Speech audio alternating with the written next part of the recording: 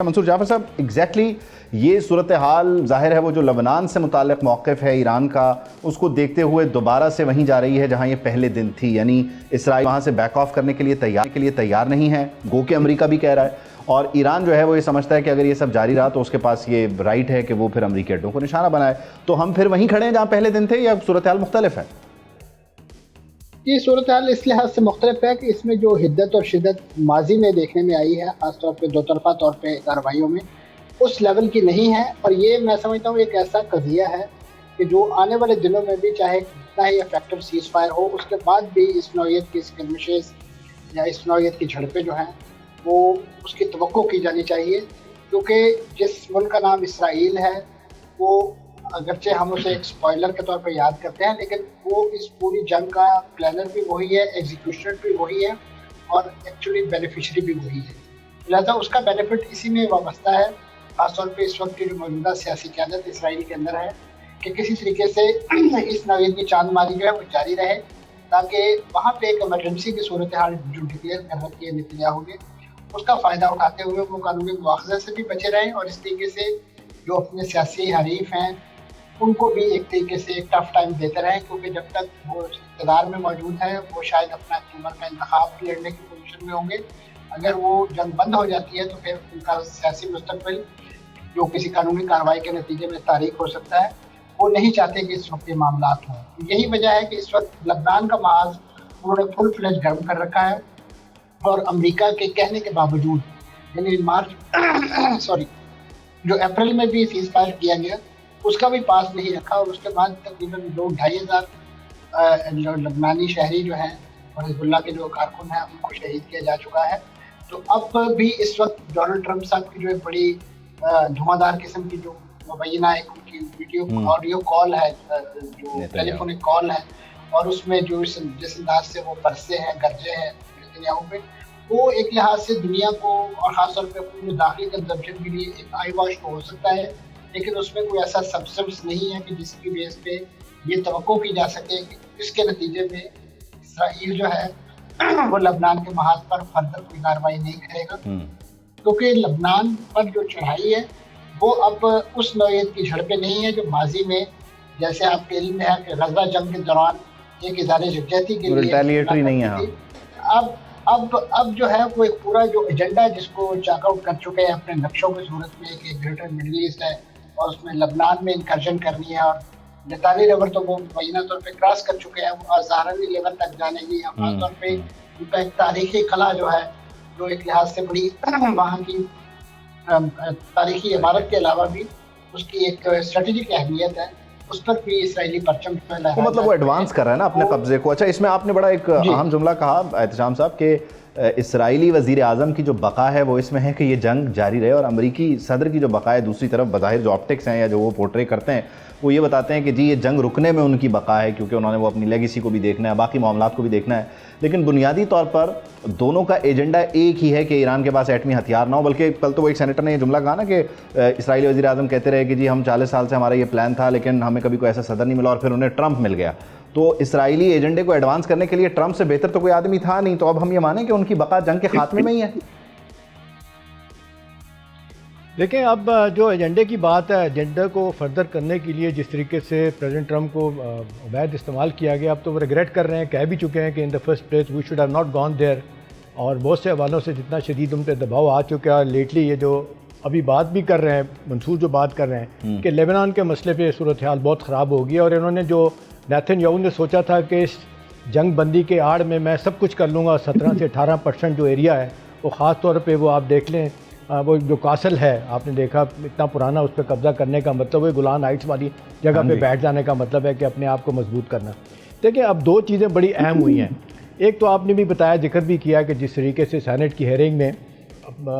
Marco Rubio وزیر خارجہ کہہ رہے ہیں جی ایک آدھ دن میں، 2 دن میں، 4 دن میں معاہدہ ہو سکتا ہے، we are getting close to that. President Trump کہتے ہیں ان انٹرپٹیڈ بات چیت جاری ہے۔ ایران کی طرف سے یہ باتیں آ رہی ہیں کہ جی کچھ سلو ڈاؤن ہوا ہے معاملہ، لیکن بات چیت آ رہی ہے۔ اب دو چیزیں آج کا آپ نے دیکھا ہوگا نیو یارک ٹائم کا ایڈیٹوریل، وہ تو یہ کہہ رہا ہے beneath all the bluster the present is sweating, مطلب ان پہ بڑا زیادہ دباؤ ہے، مشکلات بڑھ رہی ہیں. پھر انٹرنیشنل انرجی ایجنسی کی طرف سے جو وارننگ آئی ہے عبید وہ بڑی سخت ہے، جس میں وہ کہہ رہے ہیں کہ آبنائے ہرمز اگر نہیں کھلتی تو گلوبل اکانومی ریڈ میں چلی جائے گی، سب کو بھگتنا پڑے گا. پھر دیکھیں جو اب وارننگ جو جا رہی ہے نا، ابھی آپ دیکھیں شکاگو یونیورسٹی کے جو پروفیسر کا پرسوں کا آرٹیکل ہے بڑی دنیا میں چل رہا ہے، جس میں وہ ہے پروفیسر رابرٹ ریپ، وہ کہتے ہیں accept the defeat, cut the deal and save your pride. اب یہ سارے دباؤ پریزنٹ ٹرمپ پہ آ رہے ہیں. یہی وجہ ہے کہ نیتن یاہو کے ساتھ بھی جس طرح کی زبان انہوں نے استعمال کی ہے، بڑا واضح طور پہ لگ رہا ہے کہ وہ اندھا ہوا ہمیں، وہ چاہتے ہیں کہ جنگ بندی والا معاملہ جلدی سے جلدی ہو. تو یہ ساری چیزیں اس طرف تو جا رہی ہیں، لیکن دوسری طرف یہ بھی اشارے ہیں کہ جی اگر یہ معاملہ کنٹینیو رہتا تو پھر کیا ہوگا. ایک تیسری امپورٹنٹ چیز آپ نے دیکھی ہوگی، وہ یہ ہے کہ جو ایک اسرائیل اپنا CIA کا ایک سابق اہلکار ہے عبید، اس نے ایک انٹرویو دیا ہے ایک ماریا نوفل ایک خاتون کو، جس میں انہوں نے ایک خبر لیک کی ہے کہ جی پاکستان کے ذریعے ایران نے اسحاق ڈار صاحب کو کہا، عباس عراقچی نے، کہ میرا پیغام جو ہے نا آپ مارکو روبیو کو پہنچا دیں. پیغام کیا ہے کہ جی ہمارے پاس نیوکلیر ہتھیار حاصل ہو گئے، ہمیں کسی تیسرے ملک نے یہ ہتھیار دے دیے ہیں، اگر جنگ ہوگی تو ہم اس کو استعمال کریں گے، اور ہمارے ساتھ وہی اب ٹریٹمنٹ کیا جائے جیسے نارتھ کوریا والا ہے کہ اس کو ہاتھ نہیں لگا رہا. بہرحال اس حوالے سے جو باتیں چلی ہیں، اب وہ تو اپنی جو جگہ پہ کھڑے ہوئے ہیں کہ یہ بات صحیح ہے، لیکن اسحاق ڈار صاحب تو پھر یہ والی وہ جو آپ بات کریں CIA کے کسی سابق لیکن یہ دونوں چیزیں ہر طرف سے چل رہی ہیں. فیک نیوز بھی چل رہی ہے، فیک نیوز بھی ہے، پھر اس میں آپٹکس کی بھی لڑائی. اس میں منصور جعفر صاحب بنیادی طور پہ یہ جو ایک سیکنڈ اپنا جی پلیز کنکلوڈ کریں. جی نیریٹو جو سامنے آ رہا ہے نا، یہ برنک پین شپ ہو رہی ہے. یہ سارا کچھ جو ہے نا اس لیے کیا جا رہا ہے کہ زیادہ سے زیادہ کنسیشن حاصل کی جائے. لیکن یہ بات ہے، اب دیکھیں نا، ایک بات تو اب یہ بھی چائنا کی طرف سے جو بھی آئی ہے، رشیا کی طرف سے بھی آئی ہے کہ جی فار آل پریکٹیکل پرپز جنگ تو بند ہوگی، دوبارہ نہیں ہوگی. اب اس جنگ بندی کے جو 60 دن کے بعد اس کو آگے لے کے جانا ہے، اس کو کیسے لے کے جانا ہے، یہ نیٹی گریٹی طے کرنے میں ڈیفینیٹلی وہ تو خود مارکو روبیو بھی کہہ رہے ہیں نا کہ فیز 1 ہے پھر فیز 2 ہے. منصور جعفر صاحب، اس میں بنیادی طور پہ جہاں ایک طرف معاملہ بورڈ آف پیس سے شروع ہوا اور پھر وہ بڑی ایک الائنمنٹ بھی نظر آئی کہ اچھا جی ٹرمپ جو ہے وہ چیزوں کو بہتر کرنے کے لیے، خاص طور پر مشرق وسطیٰ کے لیے، اس وقت جو یہ ایران امریکہ معاملہ ہوا ہے، اس میں GCC کنٹریز کا جو کنفیوژن ہے، خاص طور پہ یعنی وہ کہتے ہیں کہ ہمارے ہاں جو ہے اٹیکس ہو رہے ہیں، ہمارا ڈیفینس امریکہ کی طرف ہے، وہ اس طرح سے ہمیں ڈیفینڈ نہیں کر رہا. پھر وہ ایران کو لے کر ان کے ظاہر ایک پرانے نظریات اور معاملات بھی ہیں، وہ بھی اس بیچ جاگے ہیں اور ان کو بھی وہاں پر ایک مائنڈ سیٹ نے مزید پرووک کیا ہے. یہ جو کنفیوژن ہے یہ بھی اس چیز کو سیٹل نہ ہونے دینے میں ایک بہت بڑا کردار ادا کر رہا ہے. آپ سمجھتے ہیں یہ کوئی فیکٹر ہی نہیں ہے؟ یہ یقیناً جو ہسٹوریکل خاص طور پہ اس پورا جو ایشو ہے، اس کی جو بیسز ہیں، چاہے وہ مسلکی بنیادوں پہ ہے یا فرقہ وارانہ بنیادوں پہ ہیں، وہ اپنی جگہ موجود ہے یا لسانی بنیادوں پہ ہیں، وہ رول آؤٹ نہیں کی جا سکتی. لیکن ریسنٹ پاسٹ میں میں سمجھتا ہوں بہت سارے اس نوعیت کی جو آپ کہہ سکتے ہیں ڈبیٹ جو ہے وہ بڑی ڈائی ڈاؤن ہو گئی تھی. اور خاص طور پہ جب سے چین نے سعودی عرب اور ایران کی رپروچما کرائی تھی ایک تقریباً 2 سال پہلے نیگوسیشن کے نتیجے میں، اور آپ نے دیکھا کہ اس کے بعد بہت سارا چینج آف ہارٹ جو ہے وہ سعودی عرب کی طرف سے دیکھنے کو ملا. جو پچھلی جنگ تھی اس جنگ سے پہلے خود سعودی وزیر دفاع جو ہے وہ ایران تشریف لائے اور ان کی علی خامنائی صاحب سے بھی ملاقات ہوئی اور دیگر قیادت سے ملاقات ہوئی اور ایک سالیڈیرٹی کا اظہار کیا گیا. لیکن میں سمجھتا ہوں کہ اس کے باوجود وہ سالیڈیرٹی ایک پریکٹیکل تعاون کی شکل میں اس لیے نہیں ٹرانسلیٹ ہو سکی کیونکہ سعودی عرب کے پاس بھی یقیناً جو بیسز موجود تھی امریکنس، اور اس جنگ سے پہلے یعنی یہ جو فروری کی جنگ ہے اس سے پہلے ایران نے 2 ٹوک الفاظ میں اس بات کا اظہار کیا تھا. ماضی میں یقیناً کچھ کوریوگرافک قسم کی ایکٹیویٹیز قطر پر بھی کی گئی، اس طریقے سے دیگر جگہوں پہ بھی کرنے کی کوشش کی، لیکن اس بار ایران نے کہا کہ یہ بات جو ہے وہ کوریوگرافک نہیں ہوگی، in real sense and we mean it. اور انہوں نے وہ کر کے بھی دکھایا کہ مختلف بیسز کو انہوں نے نشانہ بنایا. اب یہی وجہ ہے کہ اس وقت پورے خطے کا جو ڈیفینس، یہ جو ملٹری پیراڈائم GCC کنٹریز نے اپنے لیے چوز کر رکھا تھا، اس وقت دھڑام سے زمین پر آ چکا ہے. اور اس کے بعد اچھا جعفر، ایک چیز اس میں اور بھی ہے، جعفر ایک چیز اور اس پہ آپ ضرور کامنٹ کیجئے جو بھی آپ بات کر رہے ہیں. دیکھیں اب کہا جا رہا ہے کہ 240 سے زیادہ یہ جو 19 بیسز ہیں اس پہ ایران نے حملے کیے تھے، اور 80% سے زیادہ ان بیسز پہ امریکن بھاگ کے جا کے ہوٹلوں میں ٹھہرنا شروع ہو گئے تھے اور وہ اپنے بیسز چھوڑ گئے تھے. اس کا بھی بڑا شدید دباؤ ان کے GCC ممالک پہ آیا کہ بھی ہماری تو جو سیکورٹی امبریلا میں کسی پہ رلائی کر رہے ہیں، وہی لوگ بات کر رہے ہیں کہ جنگ کے بعد ایک نیا معاملہ شروع ہوگا، اب سیکورٹی امبریلا کون دے گا کیوں نہیں دے گا، اب یہ نئے سرے سے سب بندی ہوگی. آپ دیکھ رہے ہیں کہ یہ سب بندی اب قریب ہو رہی ہے. جنگ کے بعد کا مرحلہ ہے یا یہ ابھی سے شروع ہو گیا سلسلہ؟ جی जी अभी तो हो इसके गया ना पहले जो agreement आप पाकिस्तान- मुख्तलिफ हाँ